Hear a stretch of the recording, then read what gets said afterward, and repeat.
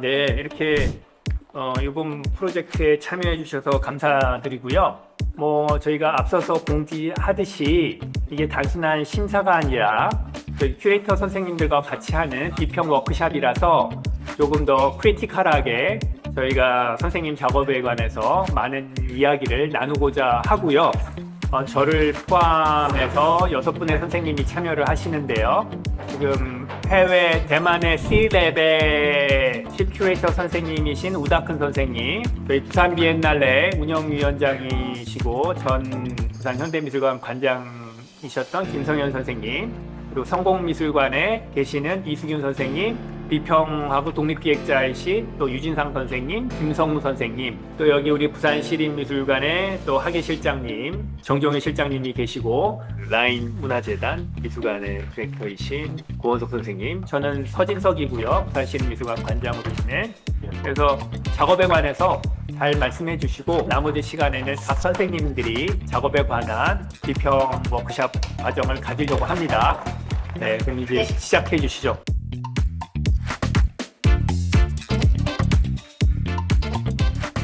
안녕하세요. 저는 유하나라고 하고요.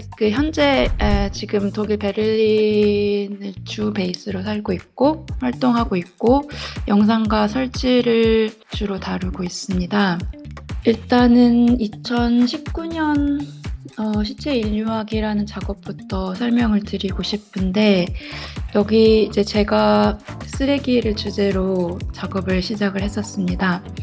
쓰레기라는 그 가치가 저희 인간에게 있어서 왜 쓰레기라는 가치를 가지게 되었는지라는 질문에서 시작을 했고요. 그리고 왜 어떤 종류의 물질이나 사람은 어떤 사람들에게 낮은 가치를 가지는지, 그리고 그 더 낮은 가치를 가지는 것들이 어떤 대우를 받고 어떤 순환과 어떤 삶을 가지는지에 대한 관심을 시작으로 이 비디오를 시작하게 되었고요. 그 작업 이후에는 동물 실험에 대한 주제가 주를 이루게 되었습니다. 러시아 낙농장에서 시작한 이런 가상현실 헤드셋을 제작한 동물 실험에 대한 기사를 읽었는데, 그래서 이 작품의 경우는 그 진위 여부와 상관없이 이 실험을 했다는 그 사고 방식에 대한 질문을 던지게 되었고요. 제가 생각했을 때 이 가장 이상적인 이미지를 보여준다는 그 개념 자체가 사람의 어떤 이제 마인드셋을 컨트롤하는 의도가 있고, 그리고 저희는 이런 가상의 파라다이스를 보는 데 익숙해져 있고, 또한 그런 자연의 이미지에 굉장히 익숙해져 있다는 생각을 들었습니다. 초창기 작업이었던 시체 인류학에서 그 이후로 이어진 어떤 영상 언어적 방법론이 좀 재밌는 것 같아요. 그러니까 이를테면 약간 역설의 언어 같은 것들을 되게 흥미롭게 사용한다라는 생각이었거든요. 그러니까 어떤 내용을 많이 이렇게 드러내고 전달하려는 노력보다는 그것들을 구현하는 방식들을 부딪히고 만나면서 아주 전통적인 얘기지만 그 속에서 무엇인가 이렇게 나도 모르게 이렇게 드러날 때 그것이 이제 예술의 힘이라고 생각이 들거든요.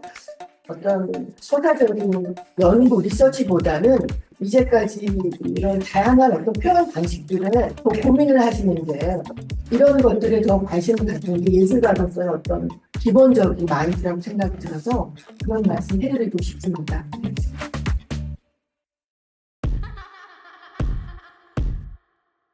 저는 박현성이라고 하고요. 이제 독일에서 학업을 마치고 이제 작가 생활을 하다가 2년 전에 귀국해서 부산에서 자리 잡고 작업을 하고 있습니다. 독일에서는 관계를 소재로 작업을 해오다가 귀국 후에는 이제 신체를 소재로 개인과 외부의 경계에 대한 작업을 이어오고 있습니다. 독일에 처음 갔을 때까지만 해도 사실 돌아올 거라는 생각을 하지 않고 떠났었고, 장소의 이동이라는 것이 떠나온 장소는 그대로 시간이 멈추게 되고, 이제 떠난 곳에서는 이제 다시 시간이 진행되게 되는데, 제가 분명히 떠났던 곳으로 10여 년 만에 다시 돌아오게 되면서 가장 안전할 수 있는 공간을 좀 찾게 되었어요. 그 전에는 그것을 약간 외부의 독일이나 한국이나 외부의 공간에서 찾다가 이제는 뭔가 내부에서 그걸 찾아야겠다고 생각해서 그때 이제 시작한 프로젝트가 제 피부 속 공간을 나의 안전한 공간이라고 생각을 하고 거기서 새로운 영향들을 받으면서 변형되어가는 신체들을 소재로 작업을 하기 시작했습니다. 이제 신체를 소재로 한 작업에는 병원적인 요소들이 이제 나오는데요. 이것은 개인적인 경험을 바탕으로 하기도 하고 병원에서 이제 보았던 것들이 물론 스산한 느낌이나 날카로운 느낌은 있지만 분명히 인체의 회복을 돕는 장치이기도 해서 제가 말하고자 하는 주제와 맞닿아 있는 점이 많다고 생각을 해서 이제 그 부분을 많이 보여드리게 되었고요. 저기 뒤쪽에 보이는 그런 수액 호스라거나 이런 것들을 이제 작업에 넣기 시작했습니다. 병원적인 요소라는 것이 외부의 도움 없이는 사실 생명이 불가능한 그런 취약한 상태를 의미하기도 하지만 외부와 내부를 연결시키고 그 공급되는 에너지로 인해서 계속해서 생명력을 유지하는 어떤 성장하는 단계를 보여준다고 생각을 해서 이런 시리즈를 진행해 보았고요. 이 작업의 제목은 Digesting Boundaries라고 해서 소화하는 경계인데요. 저는 피부를 어떤 숨쉬는 경계라고 생각을 하였고 이것을 뭔가 무너뜨려야 될 것이 아니라 소화를 시키고 이 소화하는 과정에서 생겨나는 어떤 레이어들을 조금 변형되고 이런 것들을 좀 보여주고 싶었습니다. 이게 스위밍이라는 그네를 타는 퍼포먼스였는데요. 2018년에 진행을 하였고요. 위넨에 있는 한 갤러리에서 진행이 되었는데 이 작업은 저에게 굉장히 상징적이기도 하고 지금 신체와 경계를 얘기하고 있는 작업과도 맞물리는 부분이 많아서 한번 설명을 드려보려고 합니다. 한쪽이 이렇게 다 통유리 쇼윈도우로 되어 있는 공간에서 진행이 되었었고 저는 이 안쪽 공간에서만 머물고 관람객들은 밖에서만 저를 관찰할 수가 있었는데요. 저는 그 투명한 유리창을 향해서 계속해서 그네를 하면서 이게 무릎을 꿇는 퍼포먼스였습니다. 이게 그래서 저는 이 경계를 깨기 위한 시도에 조금 초점을 맞췄던 작업이고 깨지지 않을 거라는 걸 다 알지만 그냥 계속해서 시도를 하는 것에 중점을 뒀었고 잠시 영상을 보여드릴게요. 독일에 있을 때는 제가 완전 초기에는 의자를 가지고 작업을 하다가 나중에는 염색이라는 기법으로 작업을 많이 했었어요. 이렇게 보이시는 염색이 된 건데 그때는 이제 관계에 대해서 생각을 많이 할 때였고 제가 염색에 매료되었던 부분은 이게 동시성이거든요. 이게 그림을 그리는 게 아니라서 선을 그리면 동시에 바퀴가 다 염색이 돼서 그 부분이 굉장히 어떤 흔적 같기도 하고 지워지지 않는 어떤 부분이라고 생각을 해서 되게 정직하다고 생각을 했었어요. 근데 이제 어떤 작업들은 약간 너무 레퍼런스에 구애받지 말고 좀 더 자신의 어떤 개성이나 그냥 솔직한 발화 지점으로 좀 집중할 필요가 있는 작업도 있는데 또 어떤 작업들은 지금 말씀하신 대로 약간 몇 개의 유산점들이 너무 명료하게 잡히는 것들은 그 사이에서 자기가 좀 레퍼런스를 분명하게 좀 좁히고 들어가야 될 필요가 있다고 생각하고 알고는 있어야 돼요. 피해가 있으니까. 이거는 진짜 중요한 어떤 동의를 하는데 신체라는 것이 지금 뭐 레퍼런스로 된 작가들이 너무나도 중요하지만 사실 그때와 지금의 신체가 놓여있는 문맥이 사실 많이 달라졌기 때문에 어떤 단순히 나의 피부, 신체를 재현하기 위한 적절한 재료로 이런 재료들을 쓰고 계시고 다 이해는 되나 그래서 그 신체를 통해서 어떤 문맥에 이 신체를 놓을 것이냐는 조금 한번 정리를 조금 해보시는 게 좋지 않을까. 단순히 어떤 그 과거의 여성성에 대한 신체만으로는 사실 그때는 분명히 유효했어요. 그리고 그건 지금도 역사로서 분명히 유효하고 우리에게 오는 것들은 많지만 조금 더 교차적인 차원에서 이제 이걸 확장시켜야 될 필요는 있다라는 생각이 좀 들어서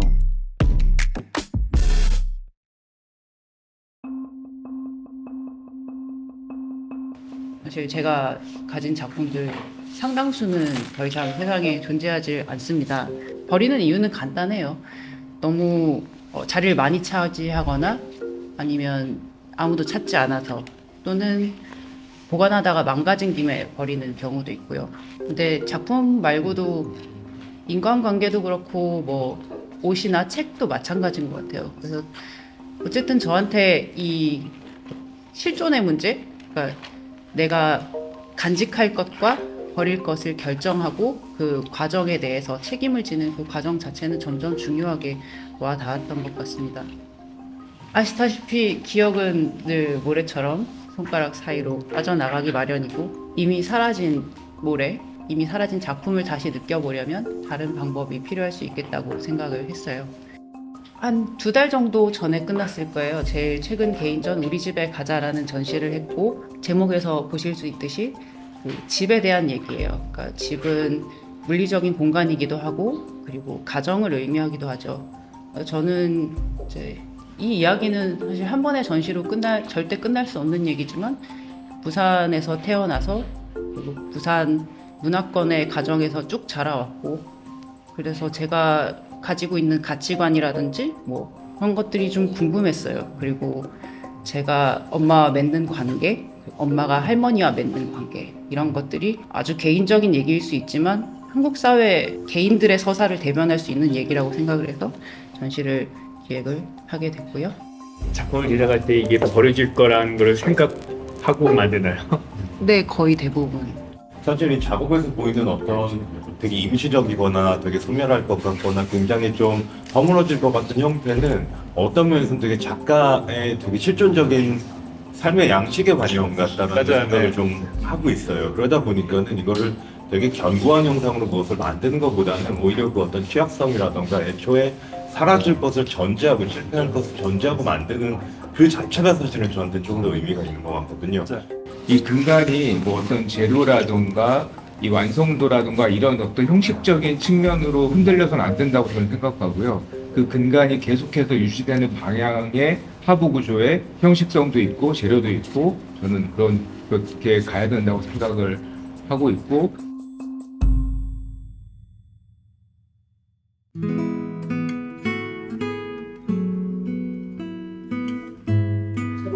꿀렁꿀렁 슬립이라고 아이가 뱃속에서 태동을 하면 꿀렁꿀렁 거리긴 하는데 저 또한 감정이 굉장히 꿀렁거렸던 시기였거든요. 그러니까 좋으면서도 싫고 행복한데 짜증나고 이랬던 보통 복합적인 감정인데 그러니까 임신을 하고 아이를 키우면서 감정이 막 풍부하고 깊어지는 것 같아서 초창기에 했던 작업 같은 경우는 A4 사이즈 한 장에서부터 작업을 시작했고요. 그 이야기가 끝나면 그 다음 장으로 이어서 그림을 그리고 모든 이야기가 끝나는 지점에서 이제 작업이 나는데 제 나름대로는 이제 텍스트가 있는 이야기 책을 쓰는 방식과 비슷하게 이제 작업이 흘러간다고 생각을 하면서 작업을 했어요. 그러니까 저는 비록 이제 텍스트는 없지만 이미지로만 되어 있지만 그런 작업의 그림들을 한 화면에 보여주게 되면서 이게 그림이 입힐 수도 있지만 이게 하나의 덩어리로 보여주는 그런 감정의 표현이죠. 사실 감정이라는 게 굉장히 다변적인 흘러가는 거를 제가 그걸 따라가는 게 작업을 하기도 하지만 따라잡기가 쉽지 않잖아요.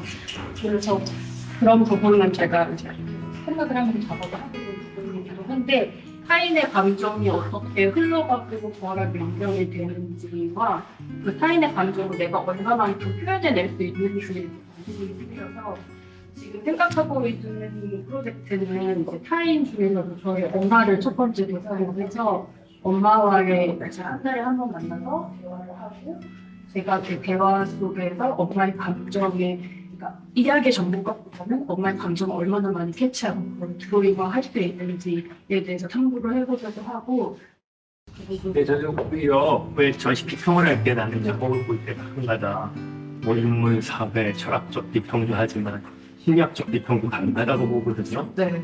그리고 얼추 작업에 솔직한 작업들은 그 사람의 심리 상태까지 그리고 심지어는 경험해봤던 자기의 트라우마적 경험까지도 인식을 정도 많지 않습니까? 저는 오히려 그렇게 한다면 아까 좀 힌트를 줬던 기자한테 그냥 자기 내면에 있는 심리 상태를 표현한다고 하지만 그게 어떤 심리 상황이었는지 그때 상황의 스토리들이 조금씩 반영이 되는 것 같아요. 예를 들면 그래서 어쨌든 작품이 너무 누가 옆에서 작품이 너무 똑같은 게 너무 반복되는 거 아니냐고 그러면 그 얘기는 별로 이렇게 편견인 얘기가 아니에요. 대신 그 다음에 다음 스텝으로 넘어갈 때 그 연작을 어떻게 할 건지 그냥 기획을 또 해야 된다고. 지금은 작업에 대해서 별로 사람들이 디맨드가 없다고 치더라도 나중에 엄청나게 디맨드가 생길 겁니다.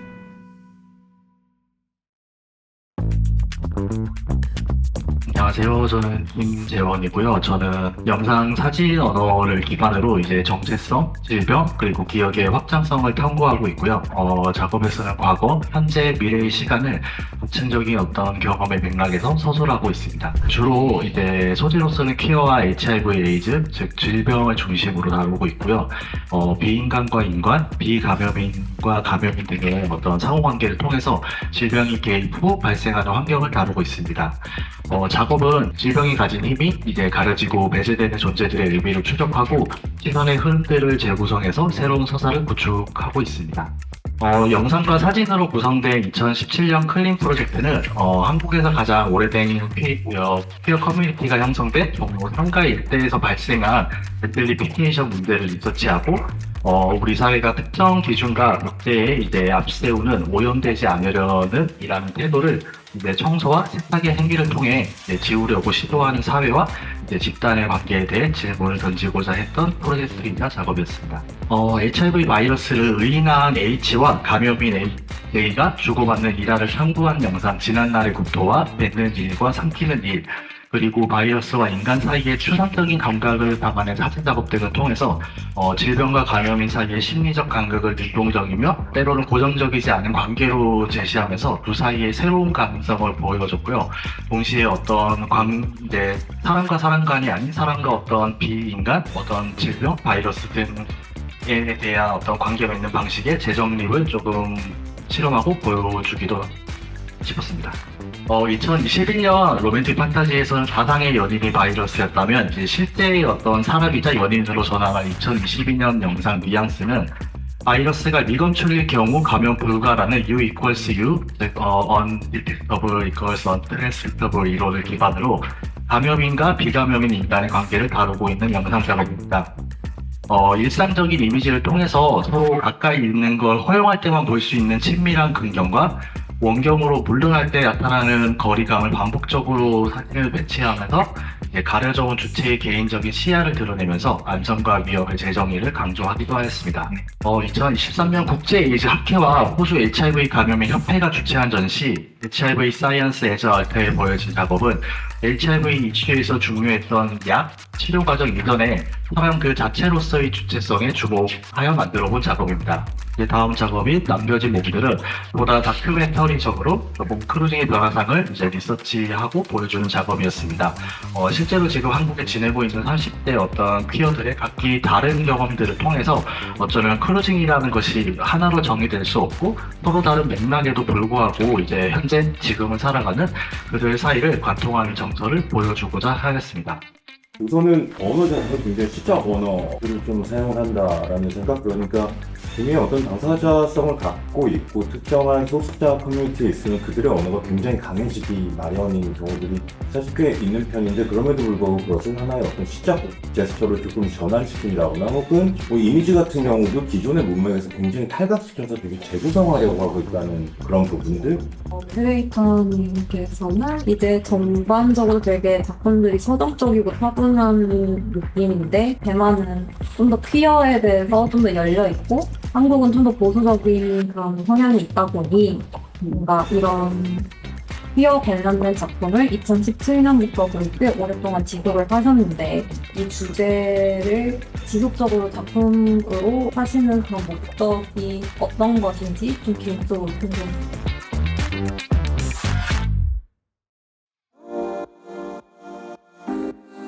저는 현재 한국이랑 미국을 왔다 갔다 하면서 작업하고 있는 강이라고 합니다. 제가 2021년, 2022년에 이제 미국에서 있었던 사우스다코타에 있는 레지던시가 있는데, 그 레지던시 이름이 샘플 언더그라운드 리서치 퍼실리티라고 해서 한국말로는 암흑 물질을 연구하는 과학연구소였습니다. 그래서 과학연구소가 이제 1.6km 지상에서 1.6km 밑으로 내려가는 그런 경험을 하게 되면서 제가 생각했을 때는 이제 그 내려가는 과정에서 지상을 벗어나기도 하지만 지하로 내려가는 어떤 그런 사이 공간에 제가 존재한다고 생각을 하면서 그 사이 공간을 어떤 식으로 제가 시각화할 수 있을지 그런 것에 대해서 관심을 갖기 시작했습니다. 그 레지던시를 하고 난 이후에 템플 스테이를 하게 됐어요. 불교 철학이라던가 불교에 대한 내용을 조금 더 알게 되면서 사실은 그 방금 제가 말씀드렸던 물리학에서 얘기하고 있는 암흑 물질이라는 그 세계관이 불교와 이제 불교 철학과 현대 물리학과도 굉장히 밀접한 부분이 있어서 그것이 이제 제가 얘기하고자 하는 어떤 그 세계관, 제가 구축하고자 하는 세계관이 어떤 식으로 제가 그런 종교적인 어떤 영향과 과학적인 어떤 그런 영향이 제가 어떤 식으로 그거를 다시 저만의 세계관을 만들 수 있을까 이런 생각을 하다가 이 페인팅을 만들게 되었는데요. 이제 이 페인팅의 한국 제목은 이제 938이라고 하여서 9개의 산과 8개의 바다라는 작품인데요. 이제 불교에서 얘기하고 있는 어떤 이상적 세계관의 어떤 일부로서 제가 생각했을 때 어떤 그런 제가 추구하고 있는 그 세계관? 말 그대로 그 광산에서 느꼈던 어떤 광활함과 지하 세계로 연결되는 그런 어떤 과정들을 회화로 표현하고 싶습니다. 이제 그 전시의 제목은 우로보로스의 조각들이라고 해서 우로보로스라는 개념을 다들 알고 계실지 모르겠지만 잠시 설명을 드리면 그리스 문화에서 나온 어떤 서양에서 나온 어떤 문화 컨셉인데요. 뱀이 자기 꼬리를 물고 있는 어떤 그런 형상으로서 원형을 상징하고 있다고 합니다. 말 그대로 그 불교 제기하고 있는 어떤 순환되는 세계관과 비슷한 것 같기도 하고 시간과 공간의 어떤 영화성을 얘기하고 있는 것 같기도 해서 그런 컨셉들을 이제 저만의 세계관을 갖고 들어와서 굉장히 이론을 필요로 하는 지금 작업을 하고 있거든요. 우리가 보이지 않는 어떤 그런 공간들이나 보이지 않는 어떤 힘들이나 물질들에 대해서 얘기할 때 뭔가 그런 어떤 그 현위성학적인 어떤 그런 그 이론들을 갖다 뒷받침해 줄 수 있는 그런 내용들이 있다는 거죠. 그런 얘기들이 조금 서로 이렇게 상호 연관되고 좀 흡사가 되면 전체적으로 굉장히 흥미로운 어떤 서사가 만들어지면서 작품을 갖다가 할 때마다 막 이런저런 좀 너무 상관이 없어 보이는 이론들을 끌어다 붙이지 않아도 되겠다. 좀 이런 생각이 들어요. 광산이 끼고 있는 이 엄청난 이 무게감과 생생하게 이제 뱉어내는 그 현장감과 충분히 상상 가능하고 그것들이 벽화로 옮겨지는 것까지는 그 이후에 약 상당히 이제 연결고리가 맺어지는데 그 이후에 저는 많은 수단들은 있어도 좋다라고 봐요. 하나가 되든 드로잉이 되든 아니면 미디어가 되든 그래서 다원적 방식의 테크니컬 매체는 가져가도 좋으나 개념에 있어서 조금 이제 아까 말씀하셨던 분들 마찬가지 정리를 한번 하면 상당히 좋은 작품이 이제 가다듬을 수 있다고 이론적인 측면에서는 제가 이렇게 회화를 방법적 확장을 하게 된 것은 로잘린드 크라우스의 이제 매체를 재창안하는 그런 이론에서 좀 더 강화를 했는데요. 그러면서 이제 내가 회화를 가지고 좀 방법적 확장을 실천해야겠다라는 부분을 이제 생각을 했어요. 근데 저는 그것뿐만이 아니라 분명 동시대에서 이런 페인팅이라는 조건이 권위에 있는 권력이 아니라 이제 좀 더 동시대에서 유연하게 이제 그 가능성을 발현할 수 있는 동시대 조건에 맞춰서 이제 또 다르게 재창안할 수 있는 가능성이 있을 텐데 라는 이제 그런 이론을 보면서 그런 생각을 해서 이런 방법적인 확장을 좀 시도를 하고 있습니다. 이 작업은 회화 쌓기로부터 시작을 했습니다. 그래서 이걸 회화 더미로 만든 경우에는 관객의 이제 실천적인 접근 방법을 위해서 회화 더미로서 이제 좀 설치 방법을 바꾸게 된 게 있고요. 좀 양가적으로 보일 수 있는 부분이 있지만 아까도 얘기했다시피 회화의 이제 유연한 작용 지점을 저는 탐구하고 있어서 회화가 설치적으로도 이제 설치적인 요소로도 유연하게 이제 작동할 수 있고 그 다음에 이제 조형적인 요소로도 작동할 수 있고 지금 현대 BTC는 어떻게 보면은 장르가 좀 경계가 흐려진 지점이 있잖아요. 그런 부분에 잘 맞추어서 좀 유연하게 작동할 수 있는 매체 개념을 이제 탐구하는 게 굉장히 중요한 과제라고도 생각이 들어요. 이 어떤 동호 반복의 어떤 그 두려움을 좀 떨치고 좀 계속 앞으로 나갔으면 좋겠다는 생각이 들고 그랬을 때 이 작업의 어떤 특수성이 나올 것 같고요. 그리고 이제 이 관객의 어떤 행위라던가 이런 것들에 대해서 미리 세팅을 해놓는 게 아니고 일단은 좀 더 창작자 중심에서 자기가 자기를 대리하는 그런 좀 이 마인드셋이 필요하지 않을까라고 좀 생각을 했어요. 그 회화의 확장 탐구에 대한 시작점은 좋은데 뭔가 이거를 훈련하는 방식에 대해서는 조금 더 고민을 했으면 좋겠다라고 했어요. 지금은 조금 너무 직관적인 방법인 것 같아서 시작점은 좋으나 이거를 조금 더 좀 더 좋은 방법이 어떤 게 있을지.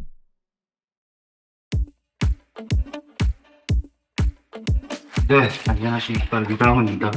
첫 번째 작업은 99개 포사리한 작업이고, 이 작업은 내 입에 조그마한 카메라를 놓고 앞에 노래방 화면을 틀어놓고 99개 노예는 노이치 발론이라는 노래를 틀어놓고 제가 그걸 따라 부르는 영상인데요.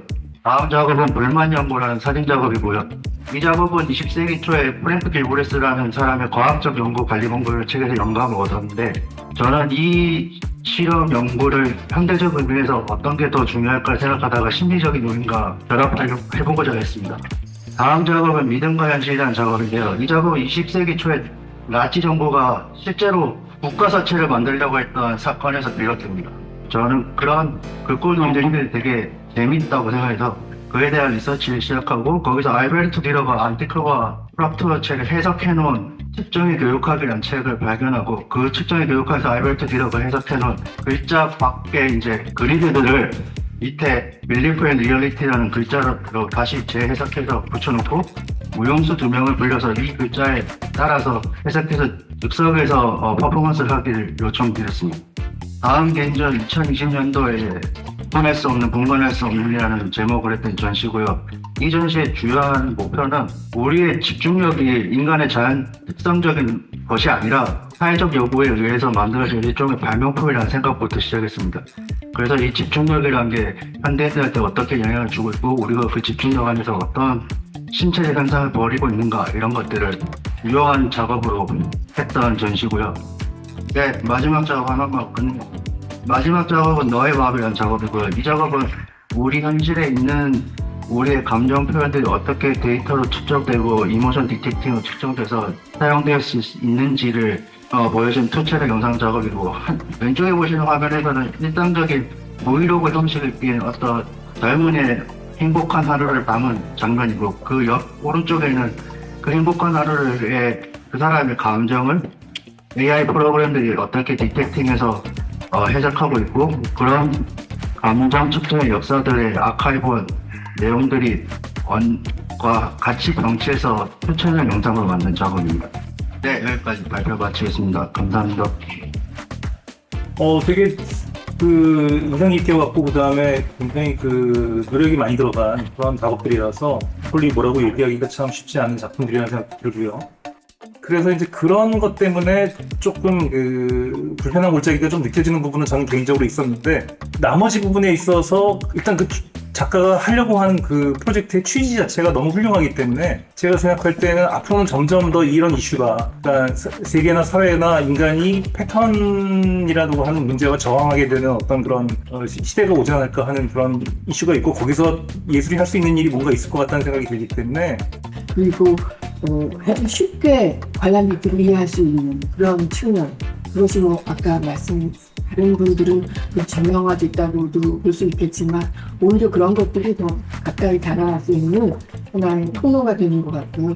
그래서 저는 우리 너무 피부에 와닿으면서도 최첨단 여러 가지 기술들이 녹아있고, 그러면서 거기 예술가의 분명한 크리티컬한 시선이 자리 잡아서 너무 잘 봤습니다.